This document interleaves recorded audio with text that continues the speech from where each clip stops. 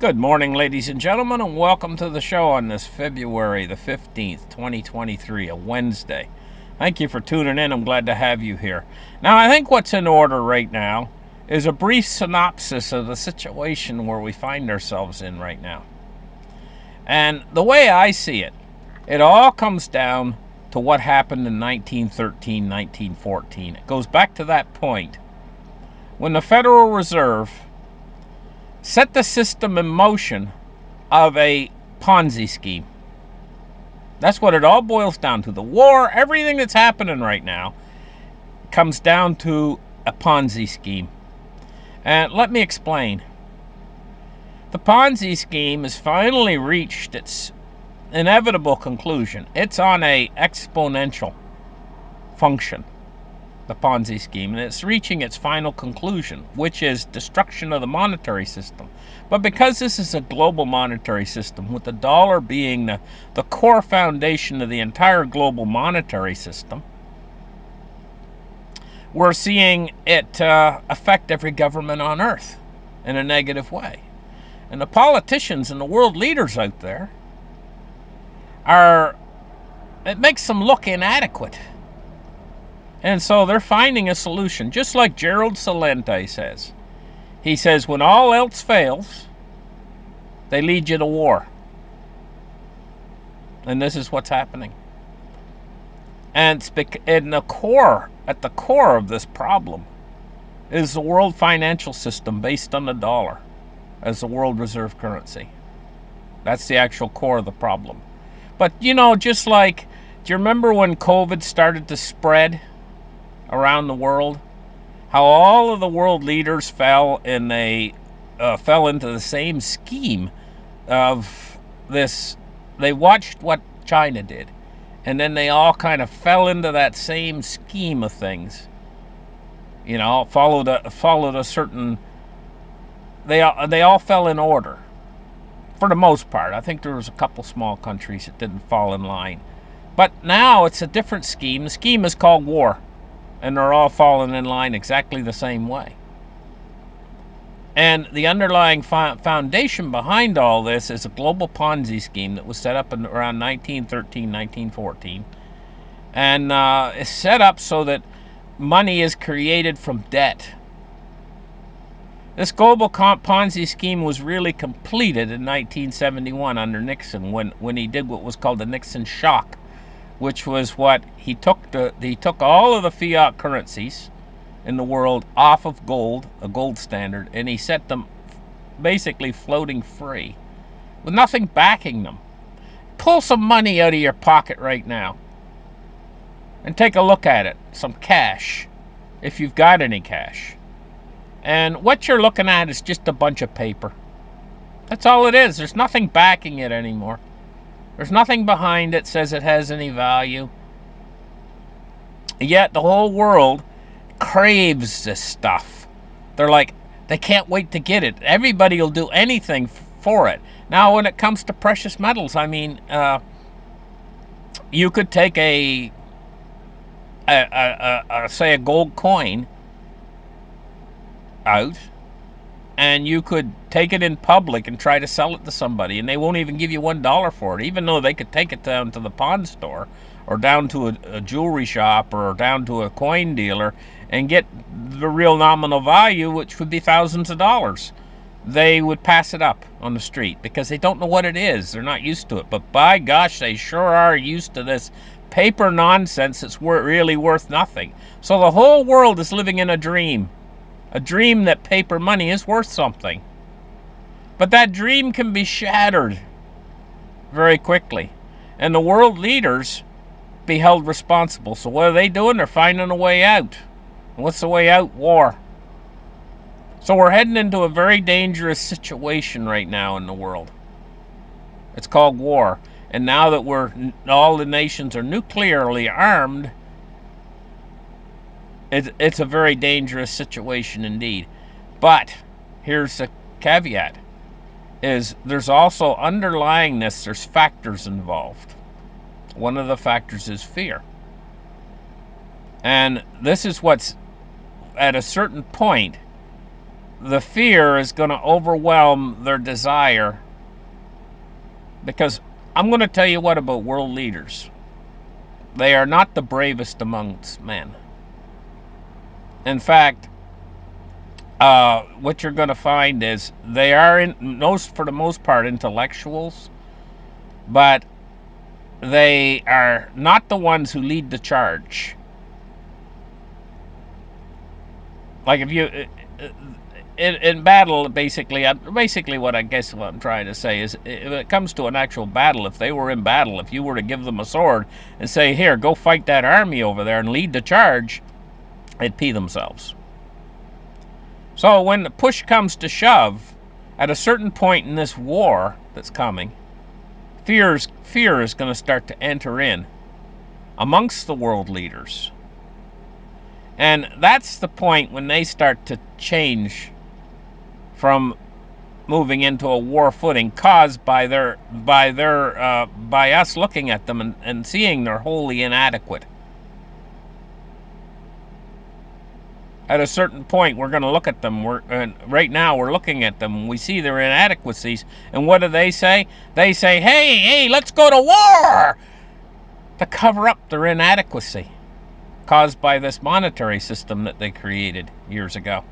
The decay of this monetary system shows up their inadequacies. We can look and we can see a prime example of this in France.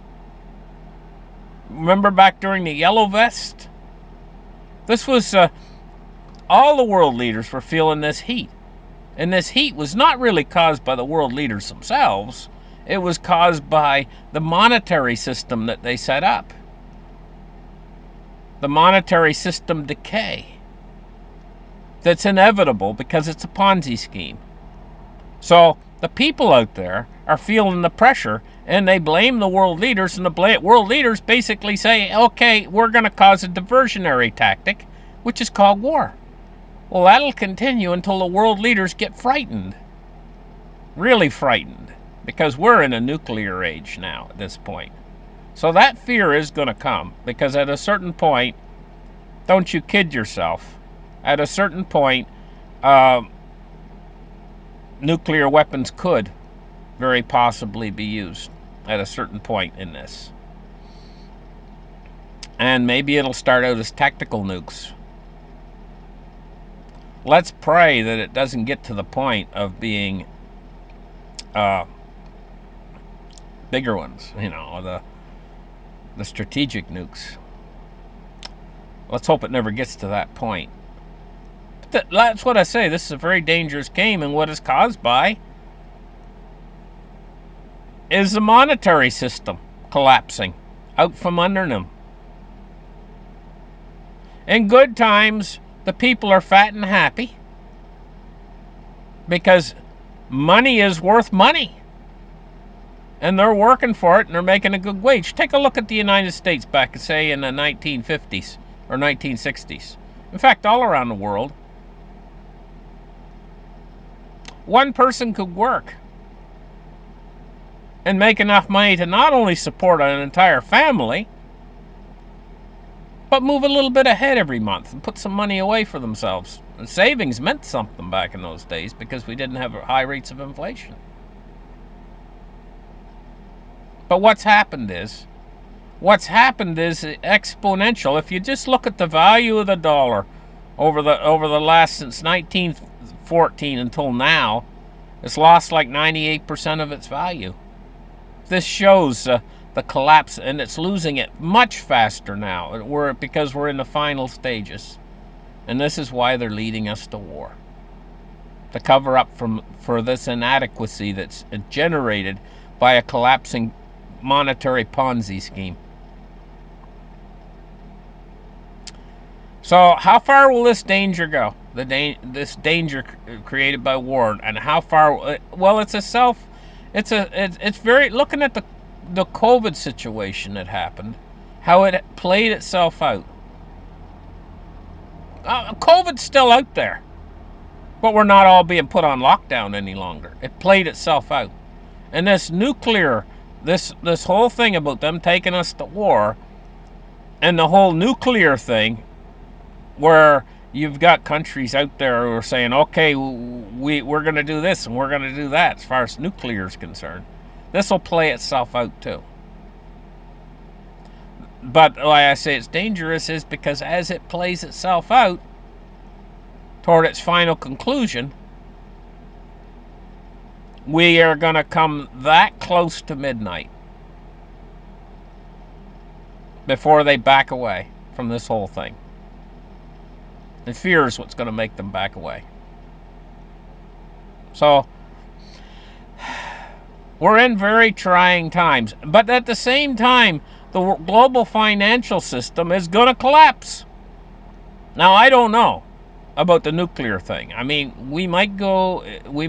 how far we'll progress down that road before fear makes them back away from it. I don't know. But I can tell you this for a certainty.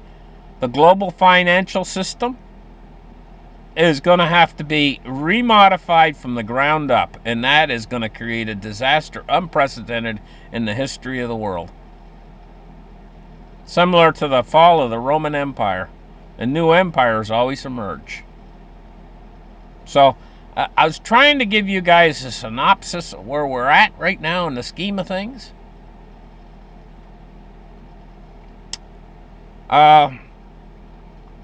Okay, let's get into the markets because I've rambled on for about 12 minutes now.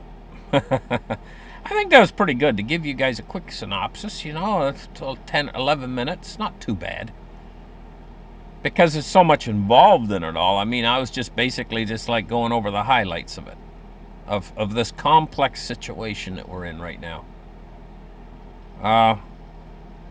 Silver price today. Let's take a look at it.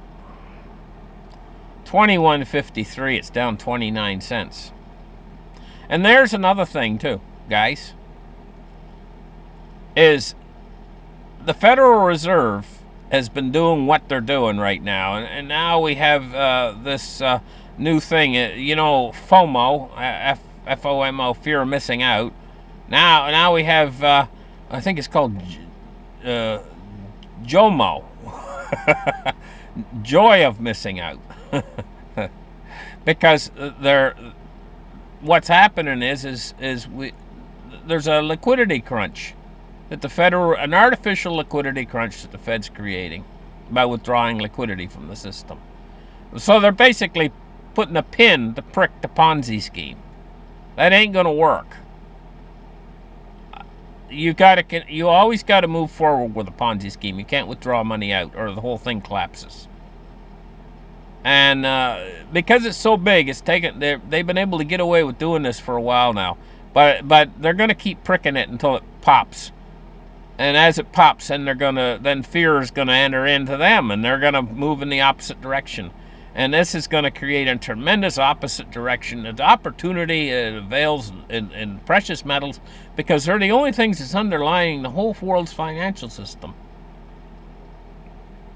So what's going to happen? I'll tell you what's going to happen with precious metals and cryptocurrencies.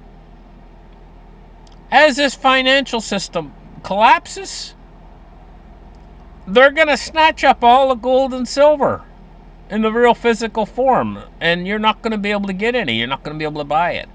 And it's going to be a tremendous panic, price upwards. Like a rocket ship to the moon's not even going to explain it.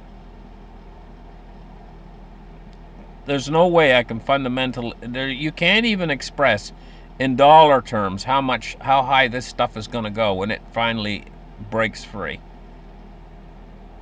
I mean, because you've got dollars that are absolutely worth nothing. And when the Fed comes in and tries to repair the damage that they've done by injecting liquidity into the system, they're going to bring about a hyperinflation. And you can't express in dollar terms how high this stuff's going to go. But it's going to disappear. And because this stuff's going to disappear in the physical form, you're not going to be able to buy it. Nobody's going to want to buy the paper at that point. Paper gold, GLD and SLV and all that garbage that's not underlying by the real physical asset. They're going to want the real physical asset. You're not going to be able to buy it. So there's going to be tons of this excess liquidity. Because all of the money that they've printed, and they're going to print a whole lot more, as much as there is leaves on the trees. Do you know where that overflow is going to go after all the gold and silver's gone? You can't buy the real physical metal anymore at practically any price. Well, if somebody does have some, if they're going to sell it to you, they're going to sell it to you in an advanced way.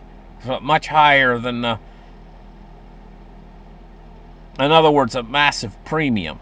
An unbelievably high premium. Just a second, guys.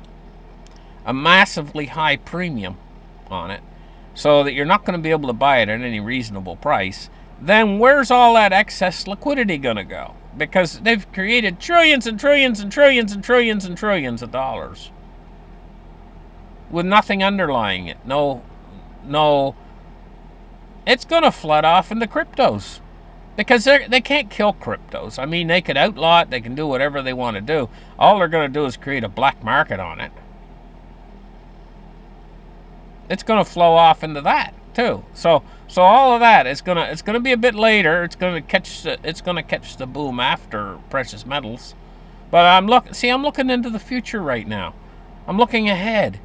After the Fed is re-liquidified the system that they popped, the bubble that they popped, after they get back on track with this Ponzi scheme, the Fed, and the inflation rate has gone to, I don't know, maybe 20% a day. Compound that over a year. I mean, don't think it can't happen. It happened in Weimar, Germany. It happened in Zimbabwe, and a whole list of other countries went into hyperinflations. Sure, it can happen. And your dollar can move so fast that they can't price items in the store quick enough.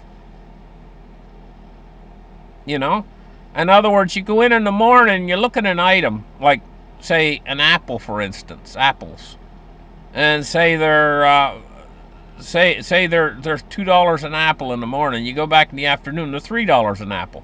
You go back the next day, and they're $6 an apple. I mean, when you get in times like that, and don't believe it can't happen, because it can. Silver and gold are going to be going up faster, and nobody's want to sell it because it doubles, and it can double in price on an hourly basis. It's got value. In other words, what I'm saying, it's a monetary asset, and the dollar's going down the toilet hole. And I've been saying this has been coming for years.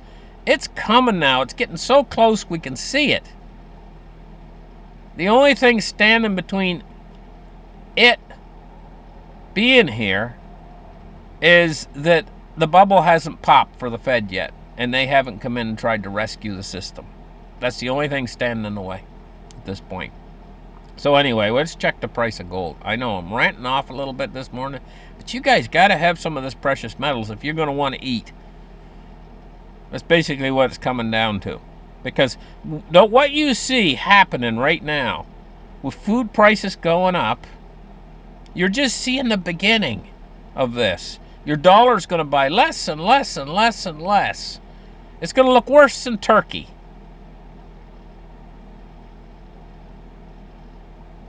It's going to be a time full of crime, too. We're going into terribly bad times with wars happening out there and an increase in crime and poverty like we've never seen before.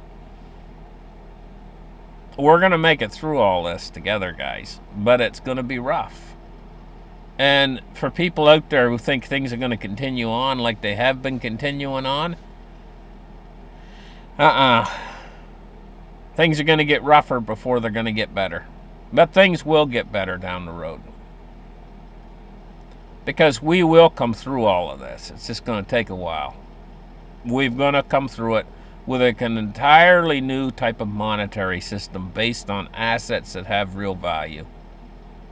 That's what's going to happen. This monetary experiment that's causing all this is going to end. And we're going to go back to real hard money as a foundation of the monetary system, a new monetary system. Gold's at $18.32 today. It's down $21. This is not going to last.